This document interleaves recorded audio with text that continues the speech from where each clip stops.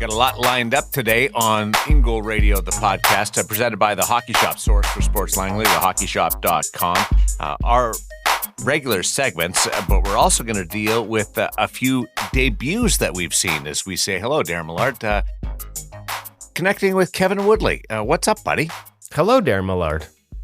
We're good over here, buddy. We are good. It's how you feeling? Like, we both had back-to-backs this weekend, not playing, covering. And this schedule, just a couple weeks in, already feels like a grind. I'm off to Seattle as soon as we stop this. Like, it is, the season is, there's no dipping your toes this year. It is full bore. You had a game in which a play was ruled no goal because of a traditional offside. I had a game in which there was 2 goals called back. As a netminder, if those goals are called back, do they even exist? Does the play even exist? Are you able to flush it? Or is it, I got beat there, but I got a break? How do you approach it? Or how do you think most guys approach it? Well, I never get to think about how I approach it because they tend not to call them back in beer league or any of those things. Or my Monday skates. I think you just have to, that's a really good question. Because actually, I've seen now guys, I got to ask guys now. Now I got to go ask guys, how do they flush a goal that gets called back? I've seen plays in which the puck goes in the net, the team makes a goalie change, and then the goal is taken back.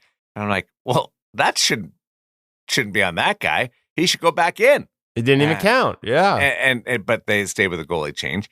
And the game that I worked on the weekend, there was a puck that went off an official and straight in, and of course that's not going to count. And then there was a play that was offside.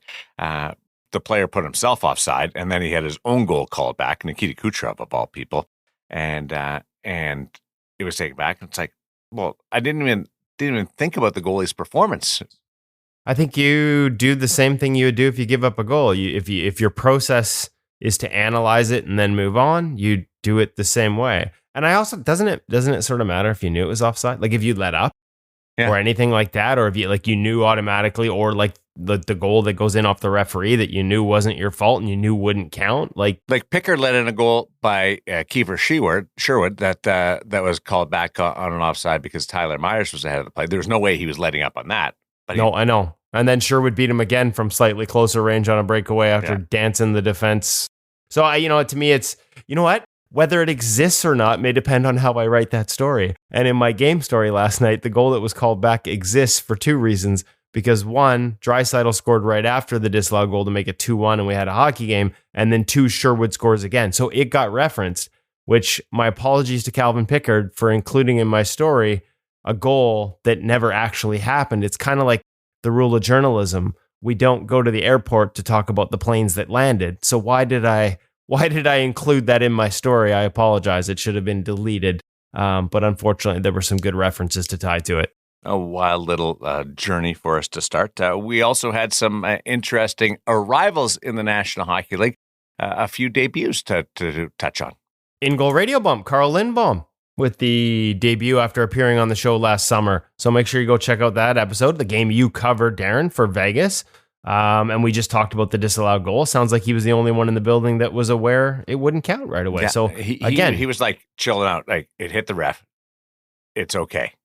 Right away, like chill out. By the way, a 7th round draft choice makes the National Hockey League, and he is Dustin Wolf 2.0. I know Steve Elliott says he's already anointed that title, but he is wonderful to watch. 6 foot and was brilliant and earned Vegas a single point in that game. 6-footers, eh?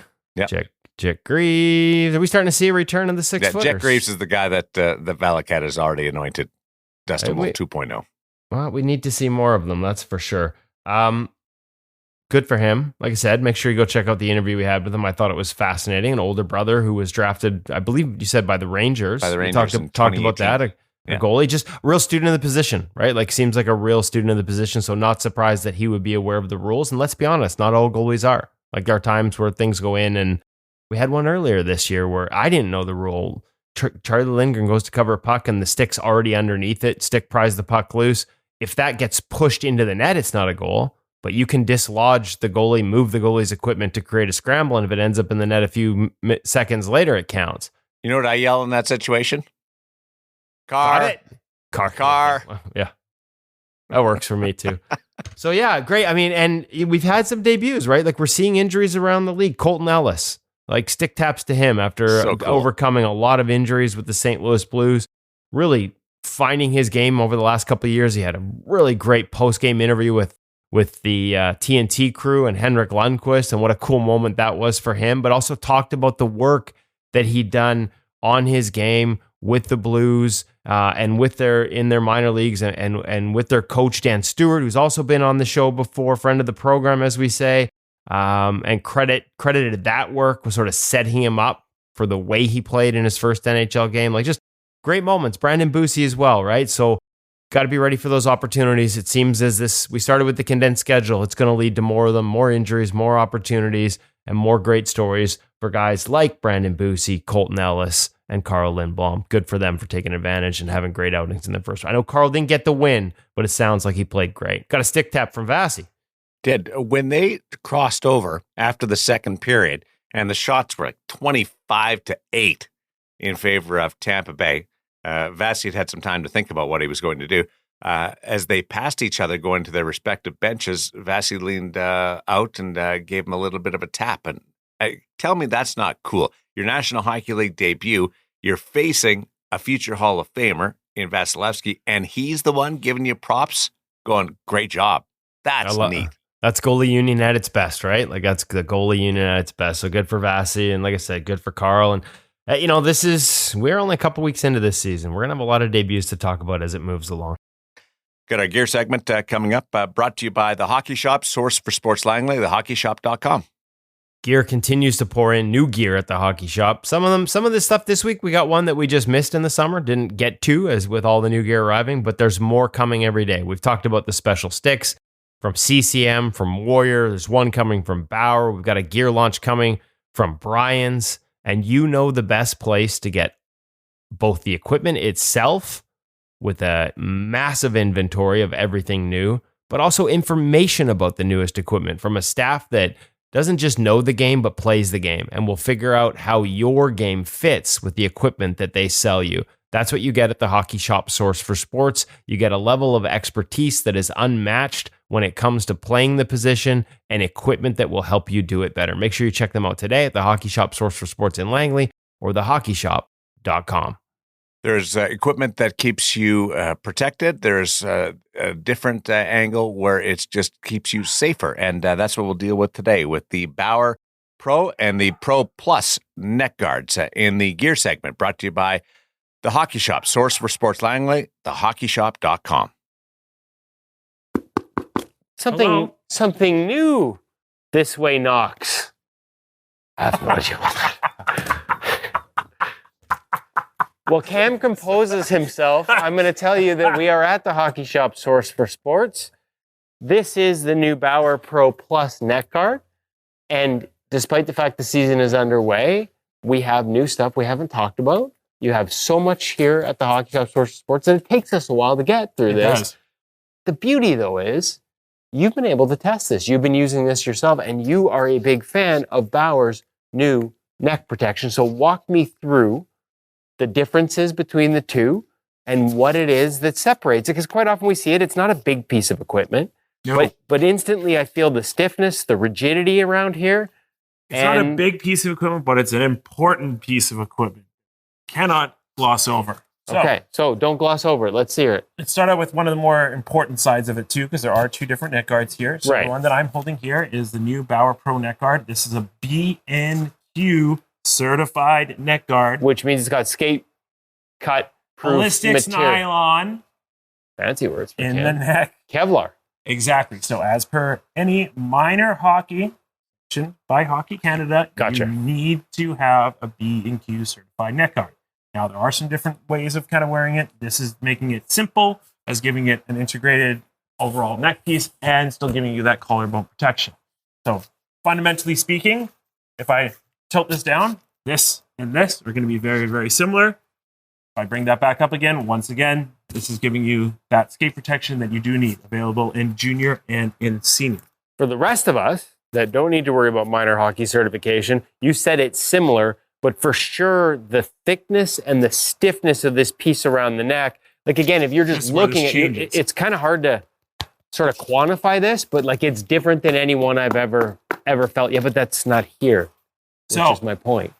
Now, what this neck guard features, and this is where the similarity is still in both, Bauer does use their DPC foam. It's very similar to their Defense Cloud technology. It's soft to the touch, becomes rigid upon hard impact. You also get their CurveX composite. So that's that nice hard that you're hearing there. Great overall protection. Kevin alluded to it. I'm currently wearing one of these guys right now, testing it and using it for quite a number of games right now. Felt really comfortable, really safe. I like that little bit of a lower cut net line. I'm not as concerned with the skate cut protection. However, I actually do wear a B&Q certified turtleneck in terms of for my dry fit, so I still do have that skate protection. Nobody cares. Hey, no, but that's important because that means that you could wear this in minor hockey still as long as you combine the two. So yeah, that is important. Okay, but I really don't care what you're wearing. Although I will say Cam vouching for neck protection is important. If you've ever met any of the people on his team, they don't like it. So they probably shoot at his head throughout the warm-up. They never invited you out for a reason. Back to the neck guard. Pro Plus. That all that designates, again, between the two is the certified versus uncertified option. Again, if you're looking for a new neck guard this season, this would be a good place to stop and check out. Give me a call, 604-589-8299 or 1-800-567-7790 or thehockeyshop.com. Both you'll see up online. Only thing I didn't ask you because I was too busy insulting you, and I do love you, Cam, so you know it's all in good fun. Sizing. Senior and junior. Perfect. Done. There you go. New Bauer Pro Plus, Pro, B&Q, non-B&Q. But if you wear it like Cam, you can still B&Q it. You wear a neck guard, right? Yes, I don't wear a dangler, Darren, but I'm not a complete moron. I'm not crazy. I do have a neck guard. How often do you change it? Change it probably once every 2 years. Yeah. It all depends on whether it's washable. I'm now in the new Warrior one, which is, it's exceptional. Like multiple layers of foam. I've taken some real high hard ones off the collarbone area and not felt the thing. It's great. It's sort of like the new version of that old Maltese one that you can't get anymore. Right. Like to me, it's the closest thing. We've talked about that on the show before. I adopted it a couple of months ago, testing it. And let's just say that other testers aren't going to get to use it because it is not coming out of my bag. You will probably have to steal it if you want to test that one. It is a great product. I won't be going into your hockey bag to steal anything. I've got the Bauer, and the only time I really change it out is when the Velcro starts to get a little frayed, and it sometimes will slip down. So, but it's awesome protection. It's a go-to, and I untuck, so I've got my straps up, and it actually helps keep it in place, which is something that I figured out over the years. Let's get over to the Vizual Edge ProReads this week. What do you got happening? ProReads this week is Eric Comrie with a great look at a 3-on-2, and what I love about this one. We had the replay. Like, this is really hard. The hardest part of ProRead sometimes is finding good clips, and the best clips have replays from behind the net. So you can really see the way they break it down. So it's a 3-on-2 through the neutral zone. The camera is behind Eric on the replay. So you can really see it coming at him. You can see his depth and his decision, and he walks us through that. Walks us through the factors that you can consider in real time as it crosses the blue line in terms of the pass options. Walks us through what he's looking for from his defensemen and how the way they play this affects the way he plays it in terms of taking away the possibility of a middle net drive breakaway from the guy leading the charge down the ice, Nazem Kadri in this case, off this 3-on-2 rush. So it's funny, I see a 3-on-2 in the neutral zone and I'm thinking about all those things, Darren, handedness and all those elements. Would you have thought about, hey, the guy carrying the puck has enough speed, maybe he could just actually split the D and have a breakaway? It wasn't even in my equation. But really? Yeah, I mean, it wasn't a thought process off that one, but he talked about the way his defenseman made sure that wasn't going to happen.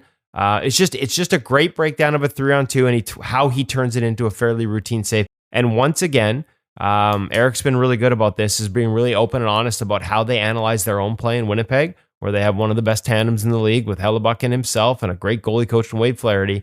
And he gets into what they're looking for off a shot release from the goaltender to know that they're on top of their game. And you can see it in the video. Puck is off the stick long before Eric starts to commit to his save execution. It's a great thing for young goalies to know whether you're going to the ice too early. If you have access to your video, are you dropping before that puck's off the blade? And obviously there are blocking situations in tight around the net, but on clear shots like this one, which is around the top of the circles, that puck is well on its way before he starts to commit in any way, shape, or form. So that's the rule they have. That's what they look at for video in Winnipeg. And it was great for Eric to sort of share that with us. Just another example of the types of insights you get over at ProReads, where we help you learn to read the game better as a goalie. And you know what helps to read the game better, Darren?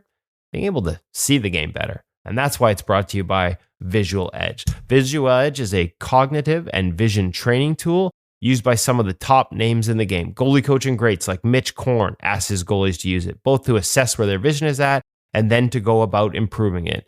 Jeff Glass in the Anaheim Ducks system, Justin Peters, goalie coach of the Ottawa Senators. It helps their goalies see the puck better. How about Jordan Binnington, who uses it every day before heading to the rink? As Binnington said, it's a combination of recognition, reaction, and focus that activates my brain and eyes to feel ready for what's to come. A reminder, you can use the discount code InGoal, INGOAL, all caps, to get 10% off Vizual Edge monthly and annual subscriptions and InGoal members. So if you're a member of InGoal Premium, go to the ProReads and you will get the code right there in the ProReads itself that will give you a 20% discount to Vizual Edge. Vizual Edge helps you see the puck and the game better, and InGoal ProReads helps you read it better. A perfect combination. And not everybody can be Jordan Binnington and has that time and availability in their schedule.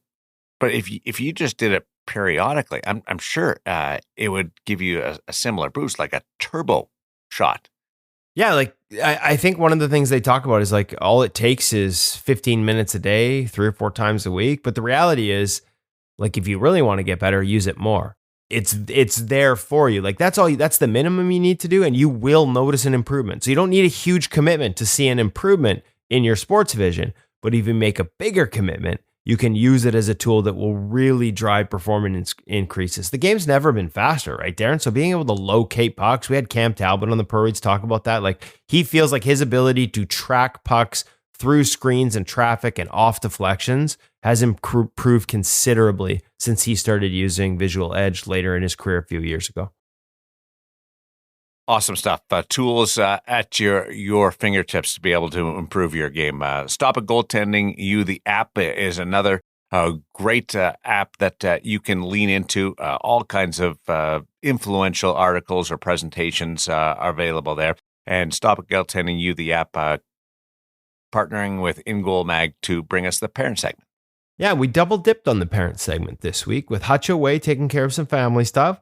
We went to Joey Ali, who, I don't even know if we've mentioned this, is also our featured guest. I'm guessing by the time people have gotten here, they've seen that on the headlines and the banners for the episode itself, teasing it. But Joey Ali is the new goaltending coach of the PWHL Vancouver team. He also happens to be the parent of a 12-year-old goalie, as well as running his own goalie schools through Proformance here in the Lower Mainland. Joey Ali is going to talk to us about how to balance being a parent with being a goalie coach, like finding the balance between those two worlds and how to make sure that you're not on the wrong side of it on the parenting side. So great quick segment from Joey Ali here before we get to him as the featured guest. Joey Ali in the parent segment, brought to you by Stop It Goaltending U, the app. Well, we're double dipping our featured guest this week. I figured what better way to fill in the shoes with Hutch off this week for the goalie parent segment than somebody who is balancing it at the professional level as a goalie coach and still managing his young son who has started in the last couple of years playing the position.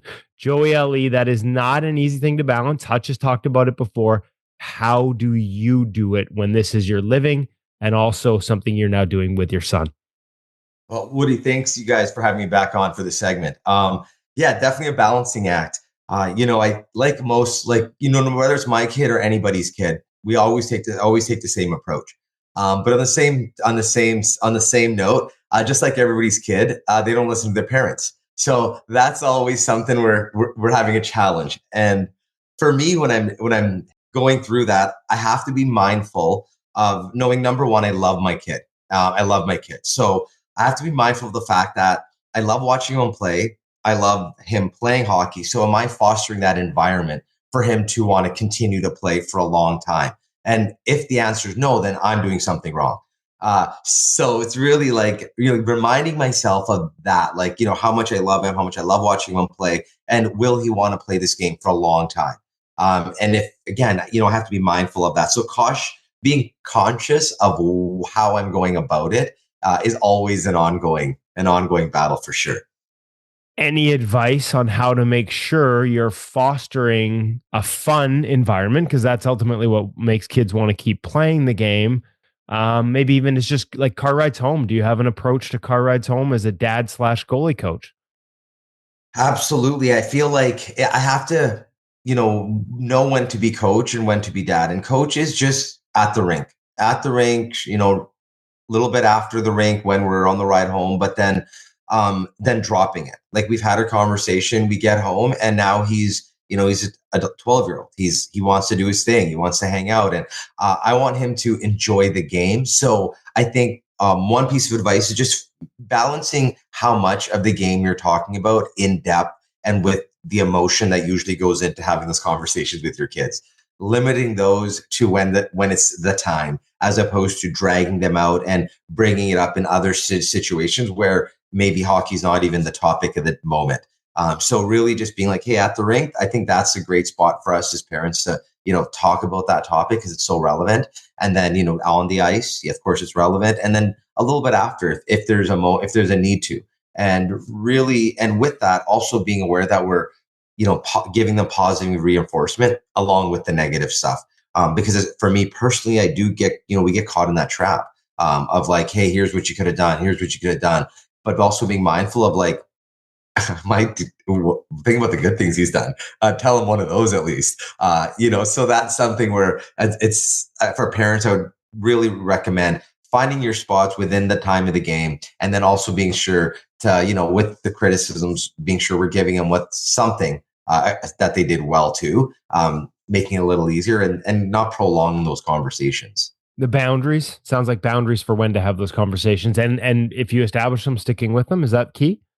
Yeah, absolutely. I think that helps with the whole, the parent and child relationship, knowing that they can trust that when we're not there, everything's dropped. So no matter what emotions was at about the game or how we played, positive, negative, we're into now back to you being a kid. Is your homework done? You might have played a great game. You rocked it out. Now we're at home.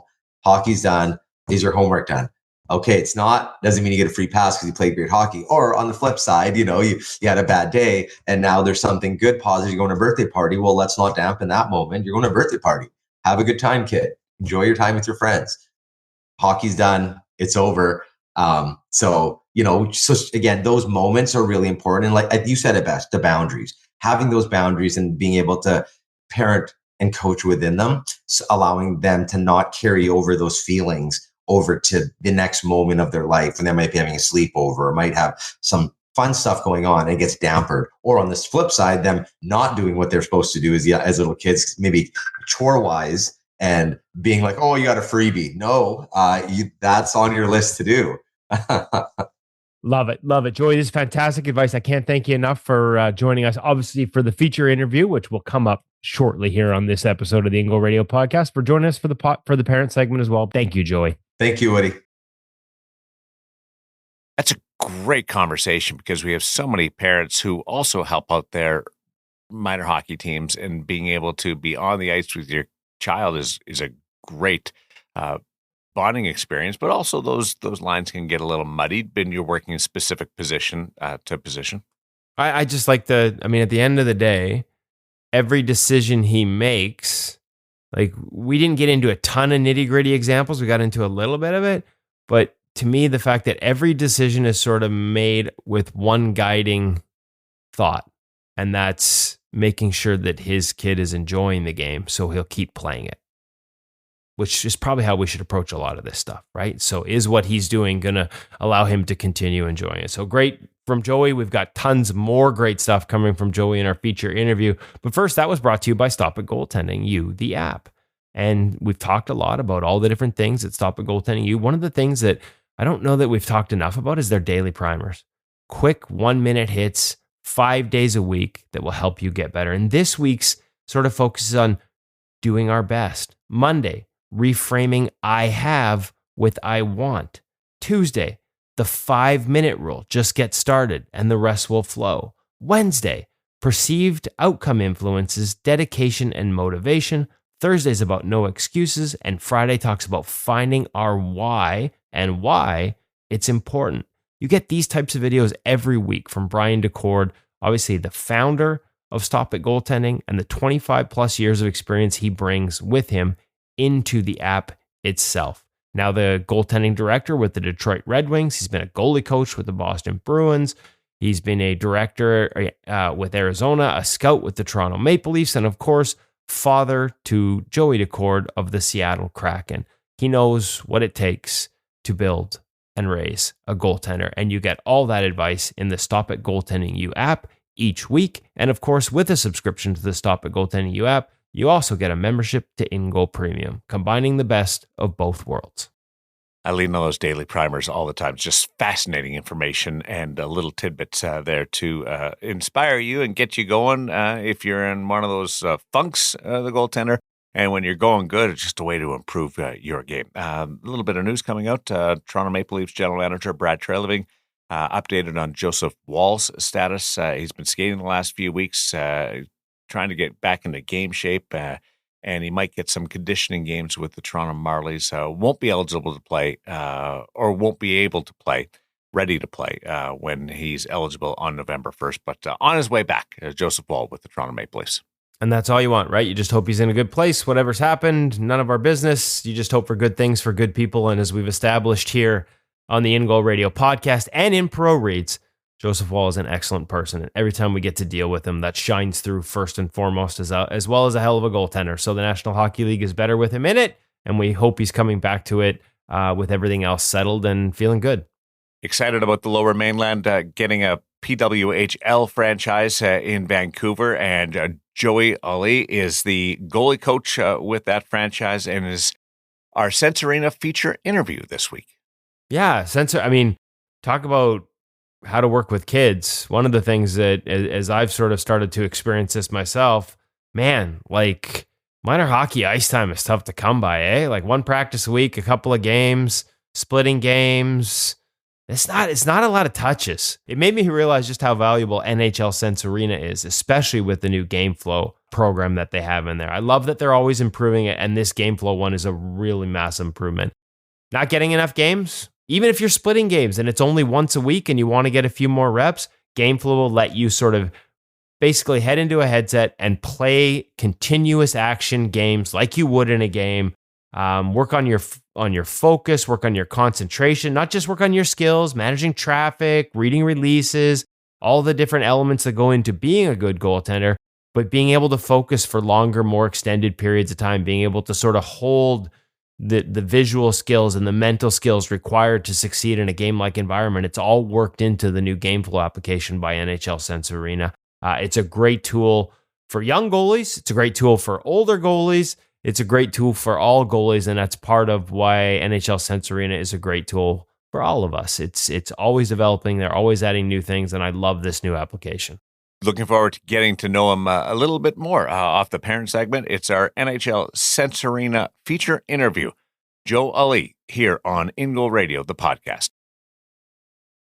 Really excited to welcome to the InGoal Radio podcast. First time guest, although we've known him for a long time at InGoal Magazine. He's actually, his school is a partner, part of the partnership program with us at InGoal Mag and InGoal Premium. Joey Ali, now the goalie coach, PWHL Vancouver. You can't tell us there's a name. It's going to be Vancouver something. I don't even know if you know, but we don't need to know. Let's start with congratulations on the new gig. Yo, thanks, Woody. I really appreciate it. And thanks for having me on. And yeah, we've definitely known each other for years. So thanks for the congrats. Definitely excited about the opportunity here in my hometown where I grew up, and in our inaugural season. So a pretty awesome opportunity and experience for sure. And a couple of exceptional goaltenders who we've featured on the podcast before coming in to start their first season here in Vancouver, Emrance Mashmeyer and Kristen Campbell, Soupy. You've got some experience with them that we can talk about, but I want to let's let the audience know a little bit about your background leading up to this. We're all going to get to know you on a broader scale as PWHL Vancouver goalie coach, but you've been working in the BCHL for the past, this is, I believe, season 9 in Langley, starting in Coquitlam as well. You've done some work at SFU. Just walked us through, there's a playing career here.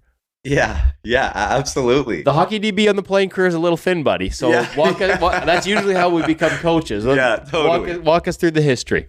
Yeah, getting from the coaching side, just start with the coaching side of things or the playing side? Well, let me hear about the playing side first. Well, so I grew up in East Vancouver, playing at Killarney Minor Hockey. Played there, started around 9 years old. Started there, just fell in love with the game. Obviously, it started in the back alley playing street hockey. That's where it all started. Were you goalie back in the alley? Oh, yeah. The youngest of 4 boys, so got thrown in the net. So that was pretty automatic. That's a pretty common origin story. Yeah. Older brothers, hey, get in there. Let's fire some balls at you, right? So that's how it started. So that really started the passion to get into hockey. Our family was typically a soccer family. So and my family, everybody except for myself is born in Fiji. So coming from that part of the world, soccer is a huge part of it. And my family was intricately involved in soccer. So all your older siblings were born in Fiji and you're the first one born in Vancouver in Canada? Oh, yes. Okay. I didn't realize that. Yeah. Cool.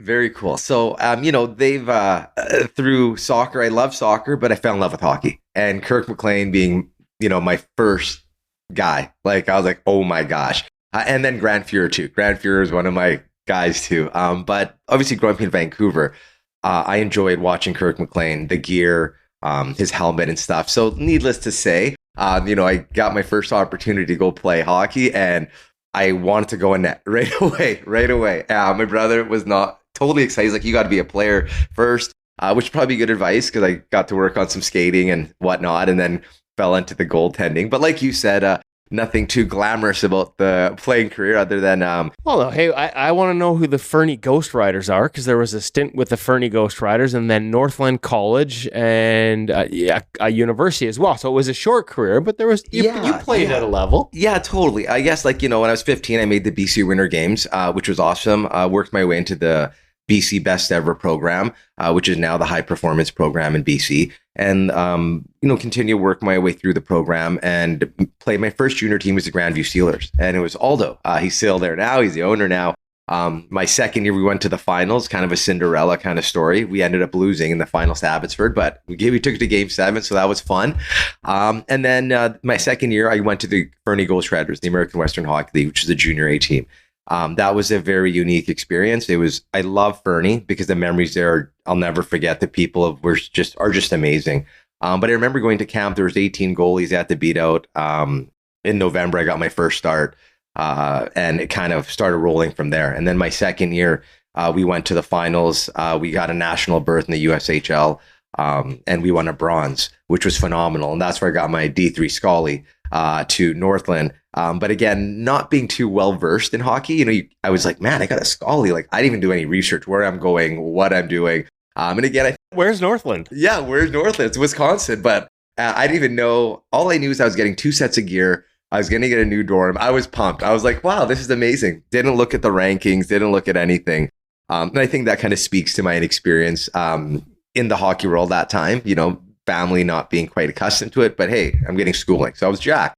After my first semester there, a lot of buddies were playing at Marion University, and they were a top 10 team. We ended up playing them, got outshot a ton, but lost 3-1. And I got recruited the next season by them. They're like, you got to come play for us. That's the upside to getting outshot. You can put on a show. Yeah, totally.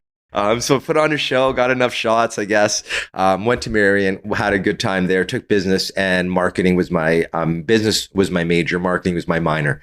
And then after that, at that time, it was a unique climate and time of the politics and things that were going on. There was the 9/11 stuff that had gone on. So being Canadian, going to the States was one thing. Our money wasn't great. So that was a bit of a challenge. Oh, living that one right now, my friend, with a daughter going to school in the States and a Canadian dollar worth about 65 cents. Yeah, Then you know all too well. You know all too well, Woody. And then obviously, I guess not obviously, but me being Muslim as well, like my last name Ali. So that was at that time was a very unique time to go through things. They were doing a lot of random checks and stuff, but nothing that was, just part of life. So that was a unique experience. And due to some things like, money being what it was things were hard. Well, everything was like $1.50 back then for Canadian dollar, everything US. And my parents, they're phenomenal. Like they've supported me, my whole family from day one. So I think I was old enough to kind of know, like, it was just, I felt I needed to do what I needed to do. So I came back, got paid for a while, got paid playing hockey for a little while, a couple seasons. And then coming back, I think it was 25. And I got into like the workforce, I like working and just getting into everyday life. And it didn't feel quite right. It was like I was lost, if I was being quite honest with you. Losing that aspect of hockey a little bit. It's, the purpose. And I think I've come to learn that's pretty a normal thing. Yeah, I was going to say, I'm sure everyone listening is nodding along. Me too, right? Like we've all sort of been there.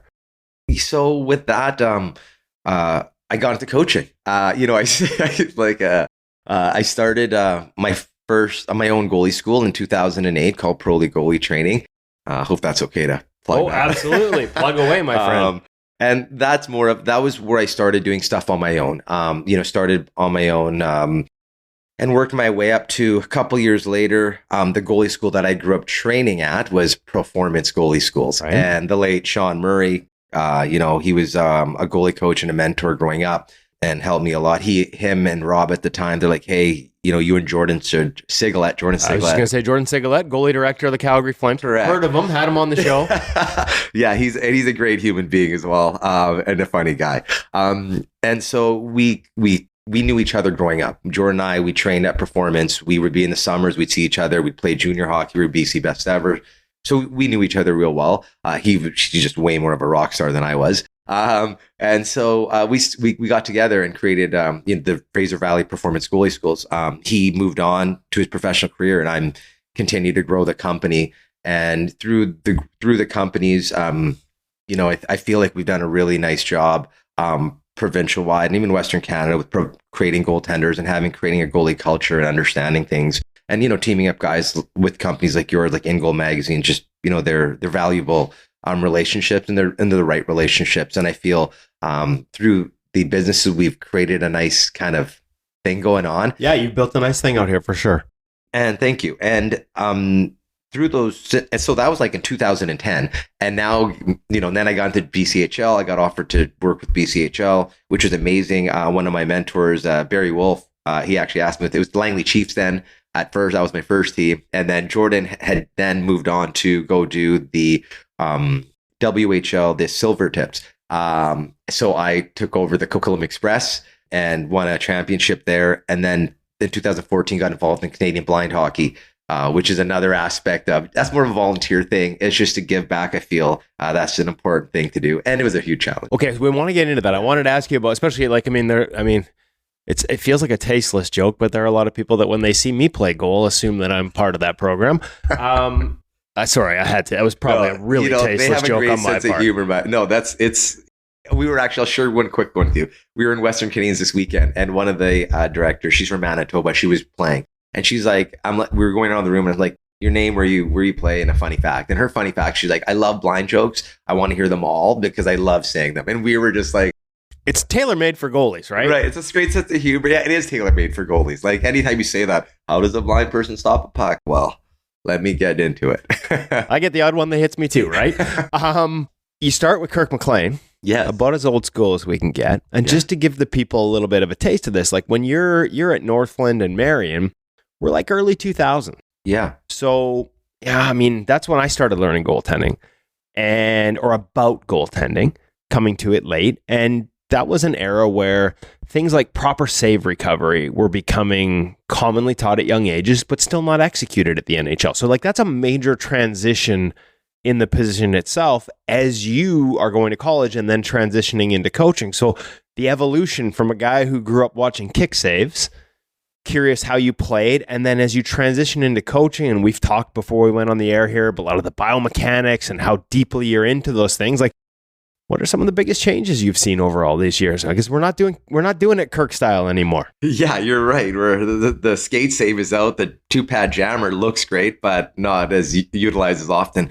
The game changed in a lot of ways. From me playing even to the time when I was getting to college, like learning the proper mechanics of a recovery, like head, hands, rotate, getting our alignment, setting the table before we move. Those were things that were like new. Those were, and you're in college learning. Right. And I was like, man, like I remember doing a session. I was like, how don't I know this? And it just seemed it made so much sense. And there were guys, and I, again, like not to jump in, but I was having those conversations when I learned from Ian Clark in 03, 04 and starting to work and write about goaltending for the first time. I was seeing the same thing, but at the NHL level, there were NHL guys that were like, didn't get up off the proper leg. Like these things that made so much sense were things they had never learned. Yeah. It's crazy to think about it now. Is. It's absolutely. And even like the hands where we were, like you alluded to, we were having a conversation before, but the hands, like shoulders back, everything locked up and hands, like that's totally changed. And growing up, it was always about be ready, be ready. And what did that mean? What did it mean be ready? Like, was it physically ready, mentally ready, both? Did it mean we have to have tension? Did we have to be locked in? Was it constantly in the zone, which is hard on the body? It's hard mentally. Fatigue kicks in sooner. Or then you going into our biomechanics, like playing out of a 3-stance system, learning like, hey, we have a tall stance for mobility. We have a shot ready stance that allows us to do both. Then we have a lower stance, more in the slot, and learning how our posture drives our body function. And so, again, going back to what you're saying here, it was a learning. It was learning. And it was almost like I was closed-minded. Like as an athlete, I look back, I'm like, I could have been a way better athlete if I was willing to be open-minded. And I'll be honest, Woody, I learned that a lot from working with visually impaired athletes. Like I've learned like their work ethic, their approach. It made me reflect on myself. And I was like, man, if I could have had this approach, maybe not to say it would, but you never know, could get further ahead. So as a coach, and now the second kick at the can, I guess, for me, it is like, being able to help athletes kind of get to that place and understanding that for me, I have to create that environment first for them to understand that this is a safe spot for us to get better. Like we can make mistakes. We can be ugly first and then be better later, because learning is not a straight line. It's a peaks and valleys. And sometimes you have to be ugly before you get to the place that we need to be. So understanding that was like, it made a lot of sense, but it also, as a coach, relationship's such a big thing. So creating relationship and trust matters in order to allow for another athlete to let themselves be free and let them be in an environment where they can feel awkward or be ugly. I say air quotes ugly because I don't mean that in any other way other than maybe feeling awkward and weird going through. Come watch me play goal. We'll define ugly. That's amazing, Wood. So like that's kind of where I've come around to getting, like, in order as a coach to get athletes to be there, and amazing coaches and high level coaches get it. Relationships matter a ton. We need to build trust. We need to build a safe environment so that people can be vulnerable. But if we aren't building relationships, it's very difficult to allow a goalie to feel safe and go and try new things and just kind of tinker with things. I give this analogy. In order for when I'm working with the goalie or any athlete, I need to build up their bank account. And I'll just use this analogy. By that, I mean, I need to invest in them a ton. So when it's time for me to make a withdrawal, by that, I mean, asking them to make an adjustment. I've deposited so much into their bank account where when I take that withdrawal, they're like, yeah. But if I don't build up that relationship with them, and the bank account being the relationship, if I don't care and don't put my best foot forward and show them that their interest matters and that's why I'm there with them, then it's going to be harder to get the response and them to be open-minded. So it gives back to relationship, building that relationship, making sure that, they know I'm on their side, in their corner, I'm in their team. You can have conversations that aren't going to go anywhere and we can get better. that has really helped allow, and now circling back to the technical and making those changes where the pros, now when I'm dealing with the higher end goalies, the pro goalies, there is that amazing relationship where they're like, I got it. Like, yeah, you're right. As opposed to maybe when you're not having those relationships, who are you? Like, what are you telling me? Right. So, I mean, I know with Kristen through Hockey Canada, there is a relationship there. Was any at all with Emirates coming in, or is this a new relationship? And I guess without giving away specifics or asking you to, like, in more general terms, for other, whether it's somebody aspiring to get to where you are on a coaching side, or a parent that's volunteering to help out their kid's team, like, how do you start? Like, where do you start building that relationship? I know there's probably not, like, you probably don't have a checklist or a manual here, but what are some of the ways you can start building it? Is it understanding them and their game? Is that understanding them as people? Is it as a combination? It's a combination, Woody. I would say, like, it starts really just by, like, when I'm dealing with kids, I'm like, will you play Fortnite? I'll ask them a simple question like that. And usually it'll lead into, I play Roadblocks or whatever. I only know this to have kids. So it makes it a little easier to have these conversations. And now we're talking about something they love and enjoy that's outside of hockey. And now we're stepping on the ice, or we're on the ice, and now we're still talking about something they love, which is hockey. But we started by being like talking about something that they're enjoying too. And that's that relationship part. It might just be, how was school? Like, how's school going? Staying out of trouble, joking around with them, having some fun. And then, then getting into the hockey stuff. But building that relationship, it's just, I think it's just being myself. I've had some really amazing mentors, that are in the NHL that have even helped me to where I am today. They've helped me, and they've been huge parts of it. And they've always said, just be yourself. And I know what that means. I totally get what that means, because you have to trust yourself and know that you're doing what you're doing what you feel is right, and you're passionate about it. But there's no roadmap exactly. But when you're being a human being, just be who you are. And if we're being good human beings, the relationships come. And I think that's something I'm a social guy. So it kind of comes, so it's not too hard to kind of, have fun and talk about stuff. You and we could be here I got to watch the clock because we like to talk. We could be here for a while. But I'm curious, like you say, be yourself. Did you find at times, were you trying to be something, like we've heard this like from goalies, right? Like trying to be the super intense Henrik Lundqvist guy on game day when that's not who you are as a person. Were there times in your career earlier where you were maybe trying to be something you're not, that you had to learn? Absolutely. I've never been around pro guys, right? Early on, I never knew you just have this thought in your head, but then also the people that are around you at that time and the way they're doing it, not to say that was right, but sometimes some people have like more of a, how do I say it? little more, not arrogance, maybe not the right word, but maybe not as approachable because they are professional and they expect a certain way. And you look and like, oh, that's how I have to be. And an example, after we won the BCHL with the Coquitlam Express in 2014, instead of being like that fun, awesome, let's get after it, I became hard and firm because, we won a championship. It should be this. It was the furthest thing from the truth. You don't have to be the hard guy to demand work ethic. No, absolutely not. I can be firm. I'm detail oriented. I make sure that we get to what we need, but there's ways of motivating people to get there. And that experience I really sticks out. It was like, man, we just won a championship, and all I needed to do is just continue to roll. But in my mind, I had a different perception. And also, I think partially not being around other high-end coaches. And I think what really turned it, Woody, was two things. One, the Hockey Canada program, being accepted in that, and then being part of a bigger network of guys and females, to be like, wow, like, this is great. Because you have peers that you can talk to. Right. Because for a long time, goaltending coaching was like mine, not sharing. You guys came out and did a whole new thing. You could be on an island. Totally. And when InGoal came out, it kind of changed that. But it also changed, because they were sharing now, right? You guys were sharing information from other guys. And then for me, it was like, wow, like what a refreshing outlook. And the other program was the NHLCA, like Lindsay and Hannah, like they have been phenomenal. Like NHLCA is the Coaches Association. Yes. Yeah, which I know you've been involved in. Yeah, since 2020. And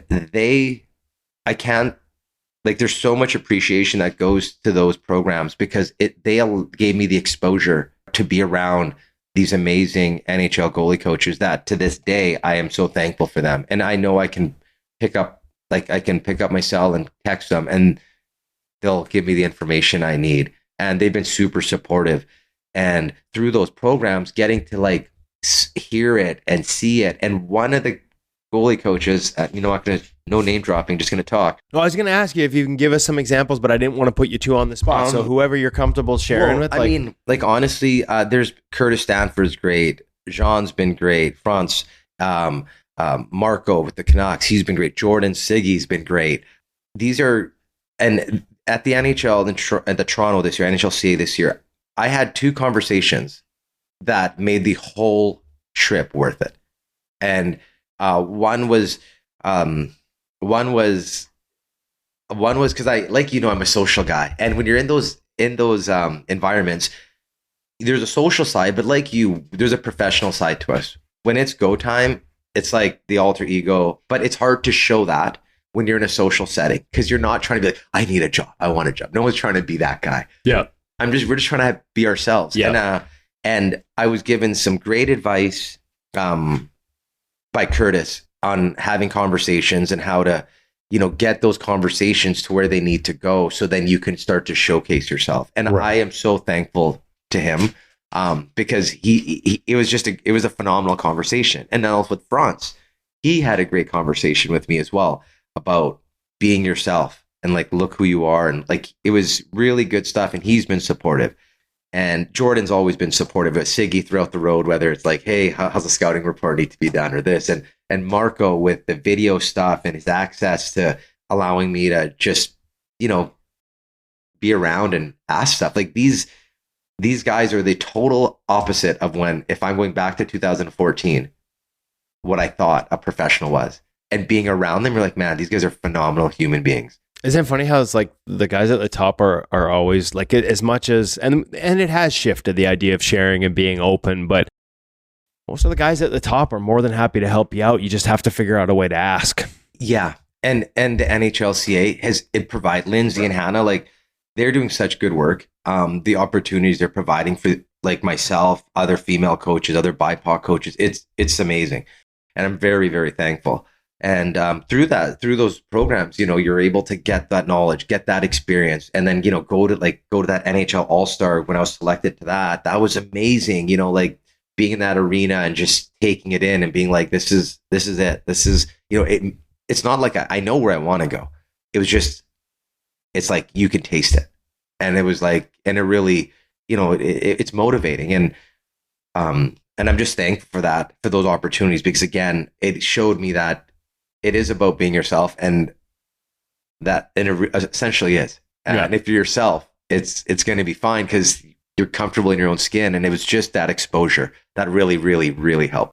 Okay, so we're into first PWHL Vancouver season. Yes, it's coming up. Super excited. What's pumped. the process been like? Like, we've talked to. I mean, we've had Mash, we've had Soupy, we've had her on both the website and on the podcast. The process here, not so much their games in particular, but just getting started. Like I've seen the league grow and how much it's meant to these athletes and how much it's meant to the sport and how important it is. But now it's like another step, like a new team within a league that's still growing. Like, there's got to be a ton going on for you right now. Yeah, absolutely. I was at the Coliseum yesterday for the first time after, oh man, I'm going to say what it's got to be decades, like long, long time. The Pacific Coliseum, quick story, was the first NHL game I saw was the Canucks versus Chicago. I was going to ask, I was thinking of the era and how old you are. So you would have seen games I've there. aged myself right there. Yeah. Being in that arena yesterday, it was like a full circle thing. Like I was You watched 9, that as a kid, yeah. I was here at 9 watching the Canucks and it was surreal. It is surreal, Woody. I'm not going to lie. It's surreal. And like, that's where I'm going to be working. And I don't take it for granted. I am like thankful for this opportunity. And there's nothing I take for granted about it. And being in the city in Vancouver, the hype is real. The female athletes, I work with female athletes, the youth, Fraser Valley Rush, U18, Langley Minor girls, like we do all that stuff and been doing it for a long time. So you're going to see firsthand how excited they are about this. Absolutely. Absolutely. And 3 years ago, before the PW ever came here, we started our first goalie camp. And we only started with 3. Then the year after that, it went to like 9. And then the last 2 years, they've been sold out. Female only. Yeah. And it was before even the PW, like it was in my realm. But now that we have that, like coincidentally that started, it's been phenomenal. And seeing the hype with all the female athletes, the girls, I have 2 girls, and they're pumped. Yeah. And, they're pumped. The Barbie doll came out. We have both. My wife's like, leave it in the box. So it's real. I know the players are pumped. The coaches are pumped. Kara brings great energy with the team she's built. We're just extremely excited. With that in mind, I'm also ready to get after it. Yeah. Like there's been it's this hype, and it's like, I want to get to it because it's almost more anxious on holding pattern than it is when you're in it. Okay. So is the game the same? In terms of, and I mean from a tactical standpoint, technical, in terms of managing, like I'm guessing you've had, like, is the game the same as what you would coach at the BCHL, or is the game different in terms of how things are attacked, in terms of how you're going to teach? Like what carries over, what's a little bit different? And I don't mean from a male-female standpoint, but just at different levels, different leagues, the style of play, the way teams attack, how they create offense, and then how we solve that as goaltenders. I mean, it differs from the AHL to the NHL. So how does the PWHL fit in, and what kind of things have you had to study and learn to sort of apply to coaching with these two? I feel with the female side of things, plays happen in tighter. So like it's like the slots, plays are coming in tighter. The shots are like the good scoring chances are in the red zone, a lot of them. But I feel like too with the female game, there's a lot of behind the net and swarming the net. They do a good job of putting pucks, like those bad angle shots at the feet, which is not uncommon. It's still a very common thing. But broken plays and low slot line, like that's how offense is. I think low slot line in the NHL has gone up something like 41% over the last 5 years. Like that's how you score. Right. And so I find with the females, the speed's there, everything's there. It's like coming from the BCHL to the PW and then doing stuff with SFU. I don't find it's a huge difference. Yeah, I feel like it's the things you're teaching are the same thing. Yes. How has that adjusted? So rather than making it, and that was my fault for making it PWHL specific, but just how has that evolved over, say, even the last 5 years? We talked before we went on air about some biomechanics, about stance things. Like, how's your coaching evolved through the different influences, and what are some of the biggest changes you see in the game, whether it's working with boys, girls, youth hockey, right up to now professional? I feel, that's a great question, Woody. And I feel like a lot of lately, what's with me, it's a lot of the posture, because posture drives body function. So really helping goalies understand, like we talked about earlier, about that hard stance, always being ready. And now it's like teaching them, being in a taller stance, understanding that's for mobility, that's to move, to be able to arrive early, like we call it quick to position, and being set, stable, balance. So you're there able to be ready to buy yourself time to get to the next moment. And then you have your shot ready, which is, when that's a hockey IQ. That's when you as a goaltender, as an athlete, know what shooter's about to shoot. And now we're going to get our stick on the ice and not lock in, but just be in a new posture that allows you to move or save. Right. And then it's getting into that low stance. And again, that's that 3 stance system, low stance, more save execution, and like being in that and understanding when to use it. So kind of to answer your question, I find that's something where eyes have been a huge one. Your visual leads, your scanning, tracking in and off your body, which allows you to get set for that next moment, to have that pace in your game. So we teach those things, but a challenge is, with young athletes, it's they take what they take, as opposed to, maybe connect the dots and try to apply it in their game in those scenarios. So sometimes will you do the work, and you ask, here's why we do it, here's how we do it. Trying to help them not just do it, but understand those parts. Yes. And that's the part I find where we are always working to help athletes understand it, not just do it. Right. Understand it. Not because I said so, but here's why it works. Absolutely. And then obviously we do drills, progressive drills that will work through those scenarios so they get a taste of it. But what I find is when they're in those moments, it doesn't always apply. And that's understandable. These are young athletes. They're learning. Right. But are they studying the right things? Do they watch enough hockey? I know I'm kind of leading the witness a little bit here, Joey. You're spot on, Woody. And that's where exactly I was going to go. And I find if we get more athletes watching hockey games, they'll start to not highlights. No, games. just watch the games. Like enjoy a period. Like not, you don't have to watch a whole game, but let's take a period. If the Canucks are playing, your favorite team's playing, watch your period and just watch the goalie. And I'm sure, I mean, me growing up, we didn't have goalie instruction as much until later on. So we watched, we mimicked Kirk McLean, Grant Fuhr.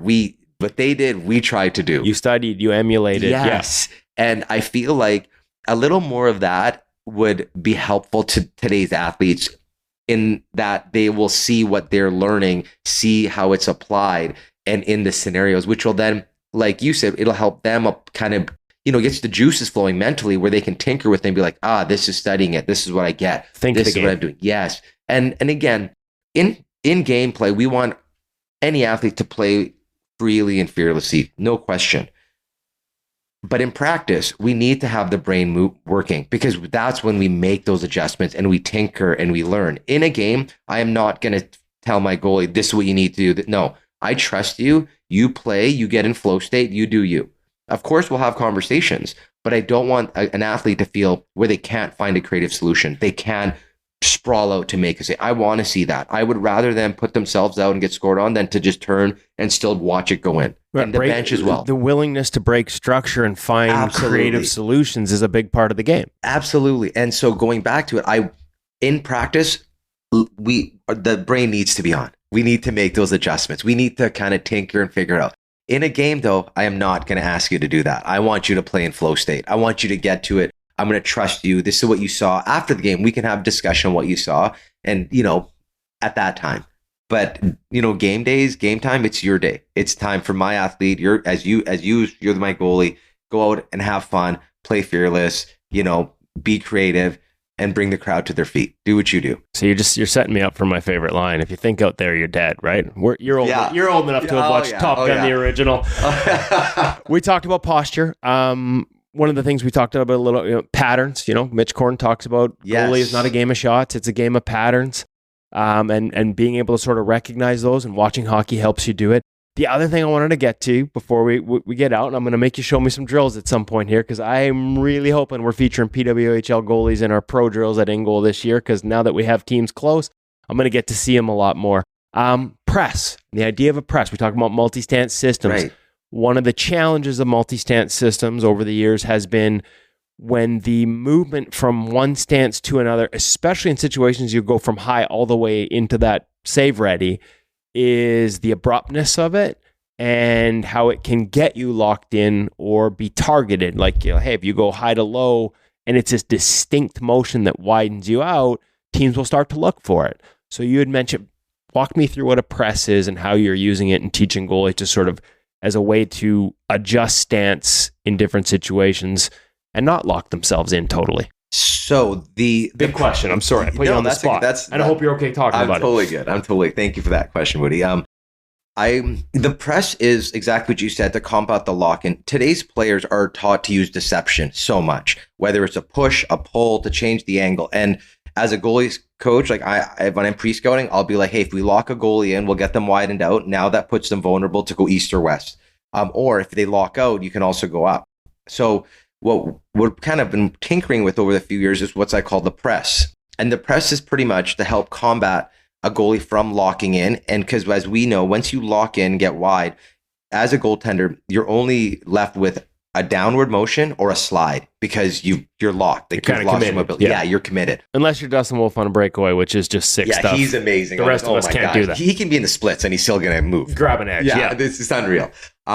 So the press is, so when let's say a right hand is coming in and they start the puck off their body, but then they're going to pull it into their feet to change the angle to release. Well, if you can visualize a player has the puck out wide and that goalie locks in because the shot's going to come. But now that player changed the angle because they pulled it to their feet. That box control has completely changed, meaning that goalie that's locked into that one position, when that puck comes into their feet, there's a new angle to the net that they're not occupying anymore. They're still stuck in the old angle. And so the press, and that's one reason. And also when you're locked in, you can't move. So the press is allowing our goalies to, when they see deception, and this is a hockey IQ play. This is based on the goalie's ability to read a shot's going to come and there's deception or they're going to push or pull.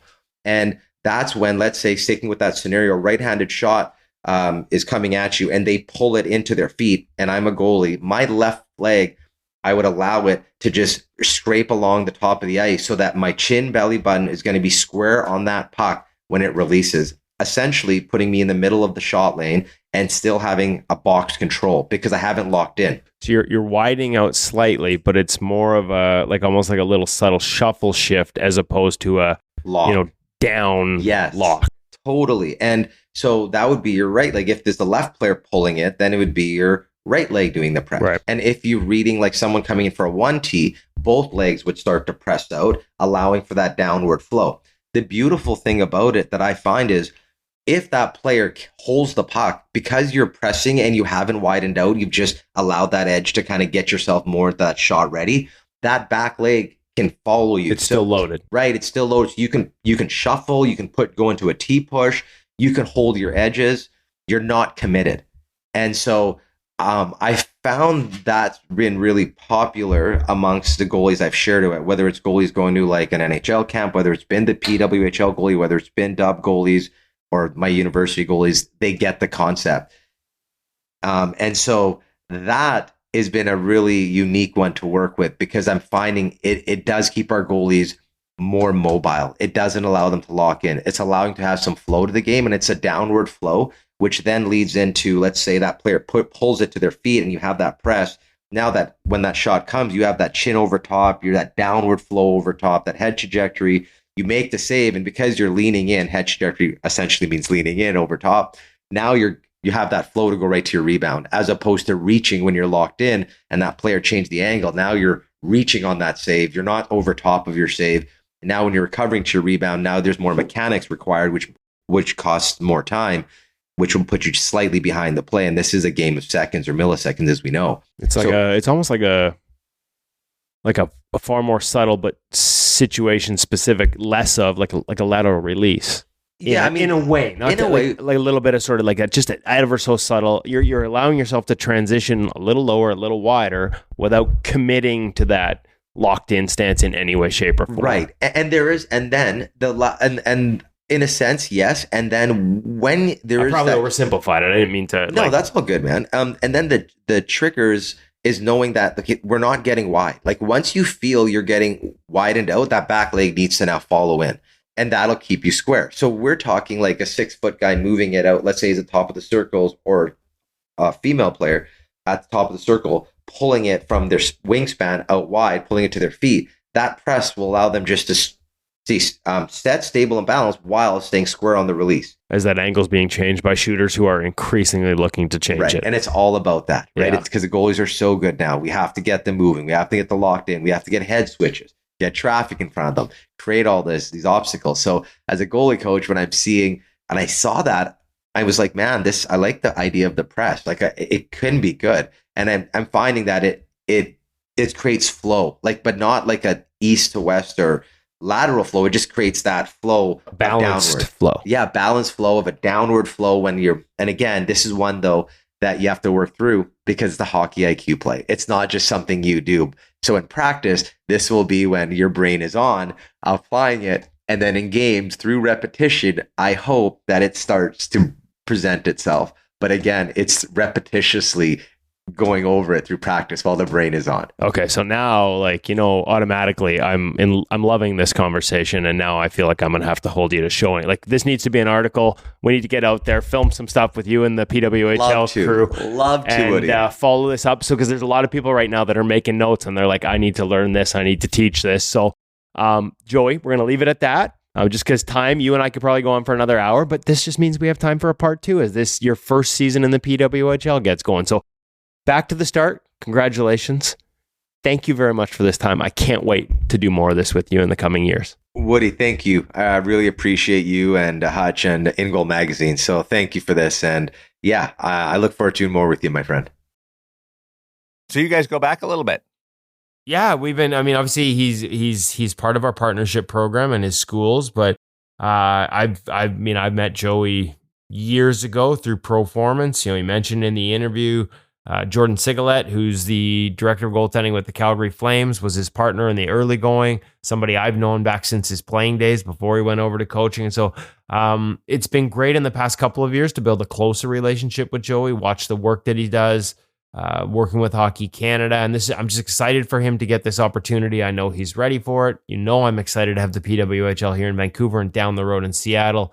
And I think Joey's going to be a great part of this new franchise here in Vancouver as well. They've got some great goaltenders. Funny, interesting. We mentioned, I wanted to give a quick, shout out. We talked about having Emran Smashmeyer and Kristen Campbell.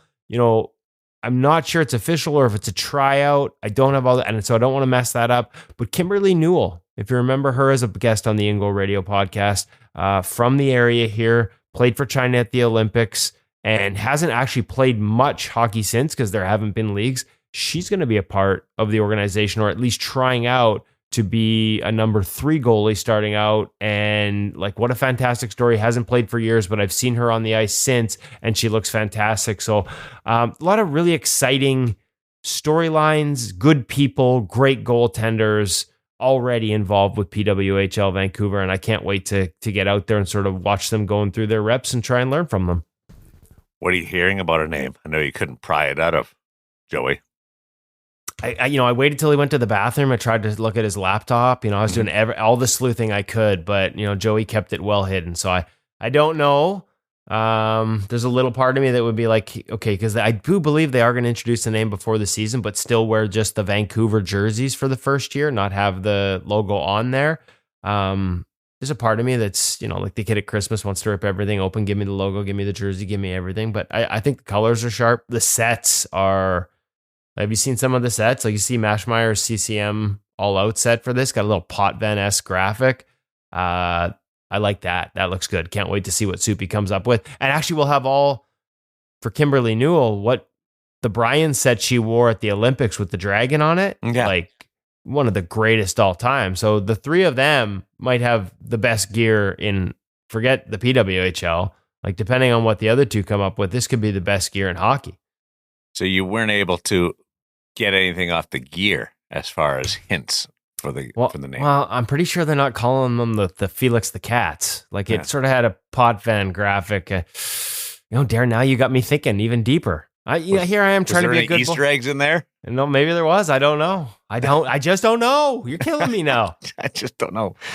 Thanks for this today. Fun catching up with you as always, and as well as the listeners.